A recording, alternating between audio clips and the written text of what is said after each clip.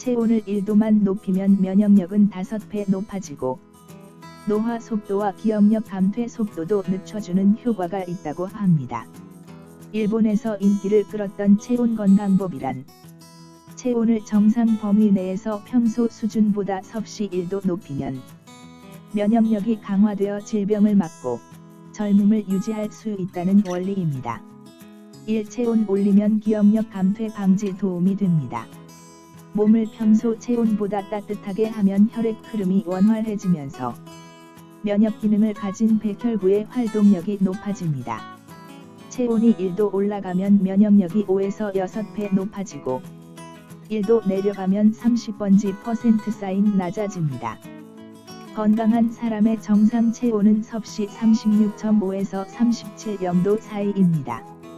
체온 상승의 효과는 크게 혈액순환 개선과 기초대사량 증가 등에서 비롯됩니다. 혈액순환이 좋아지면 장의 연동운동이 활발해져 변비가 개선되고 대장암 예방 효과가 있습니다. 뇌의 혈행도 개선되어서 기억력 저하와 치매 예방에 도움이 됩니다. 노쇠한 세포의 교체가 활발해져 피부도 좋아집니다. 기초대사량이 증가하면 인체의 에너지 소비량이 많아져 비만 개선에도 도움이 됩니다. 이 근육 단련 통한 체온 상승이 최대 효과를 가져옵니다.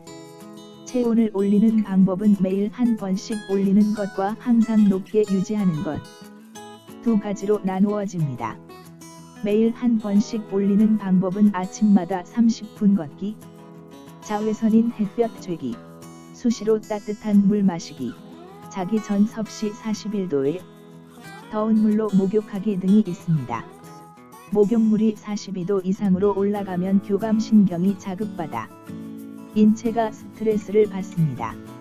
체온을 항상 높게 유지하는 방법은 사흘에 한 번씩 꾸준히 근육 트레이닝을 하는 것이 좋습니다. 근육 트레이닝은 아령 등 헬스기구를 이용하는 무산소 운동을 한 뒤 러닝머신 달리기 등 유산소 운동을 하는 순서로 진행합니다. 시작 전 바나나로 필수 아미노산을 근육에 공급하고 끝낸 직후에 치즈를 먹어 단백질을 보충하면 더욱 효과적입니다. 3. 저체온은 신체 산화시켜 노화를 촉진합니다. 저체온증의 가장 큰 원인은 스트레스로 인한 자율신경계와 호르몬 균형이 붕괴되는 것입니다. 이는 각각 혈류장애 및 세포 활력 저하로 이어져 체온 저하를 유발합니다. 저체온은 면역력을 약화시키고 인체 노화를 촉진합니다.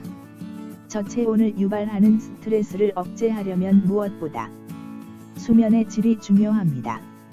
취침 4시간 전부터 아무것도 먹지 않고 오후 10시에 잠을 자고 새벽 5시에 일어나기, 불 켜고 자지 않기, 자다가 깼을 때 억지로 다시 자지 않기 등을 실천하면 좋습니다. 4. 체온에 따라서 우리 몸의 증상들입니다.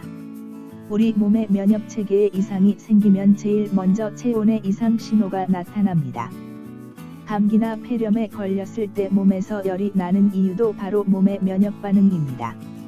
열은 컨디션이 좋지 않다는 몸의 경고이자 병을 고치는 치료 반응입니다.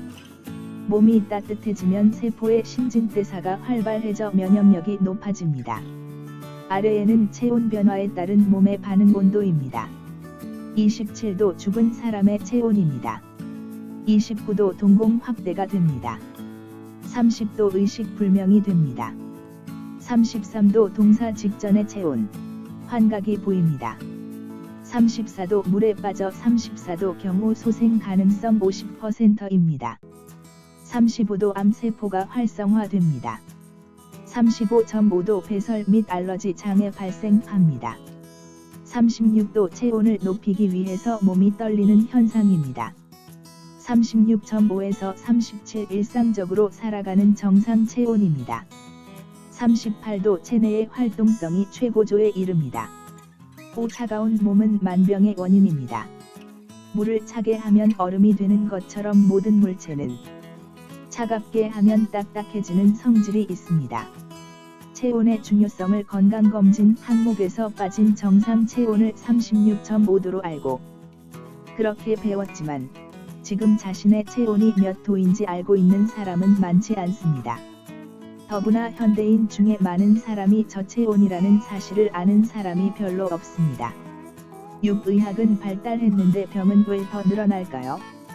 놀라운 기술의 발전은 고장난 인체를 본래의 정상적인 생리 상태로 되돌리는 분야에서만큼은 놀라울 정도로 높은 수준을 자랑하지만 암이나 고혈압, 알러지 질환 등의 만성질환에 대한 서양의학의 치료는 대증요법이라는 느낌을 지울 수가 없습니다.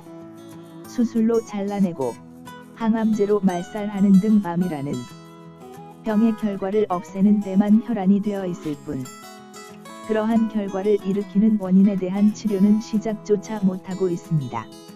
일시적으로 증상이 개선될지 몰라도 근본적인 치료는 될 수 없으며 많은 만성질환에 간과했던 원인을 현대인의 낮은 저체온이 몸속의 적정 온도는 37.5도, 혀 밑 온도는 37도, 겨드랑이 온도는 36.5도가 표준이며 신체 내부의 적정 온도입니다.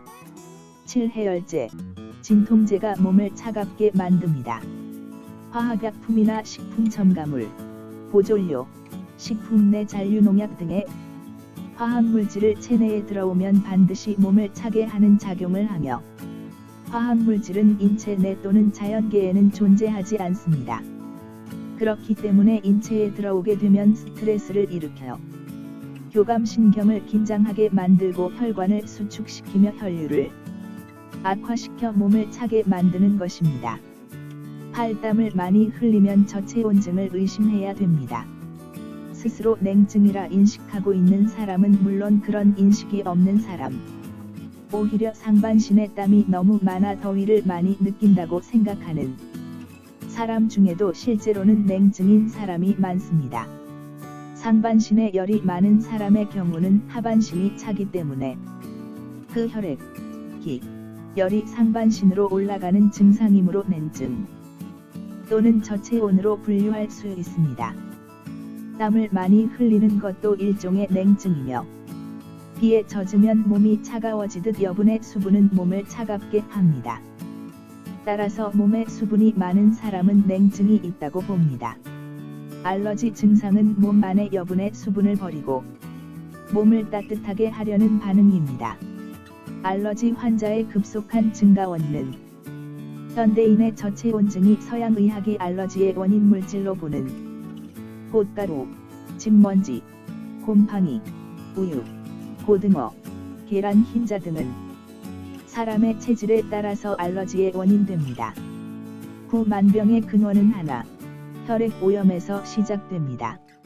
정맥류는 혈류가 나빠지기 쉬운 하지의 정맥 내에 오염된 혈액이 뭉친 상태이며 눈 밑 다크서클은 피부가 얇아 혈액의 상태를 가장 잘 보여줄 수 있는 눈꺼풀에 오염된 혈액이 보이는 상태를 말합니다.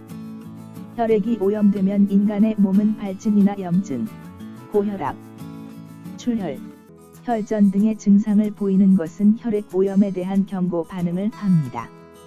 그럼에도 일시적인 치료로 그러한 반응을 억제시키고 과식, 운동 부족, 스트레스 등 잘못된 생활 습관이 계속되면 몸은 오염된 혈액을 한 곳에 모아서 그것을 정화하고자 하는 장치를 만듭니다.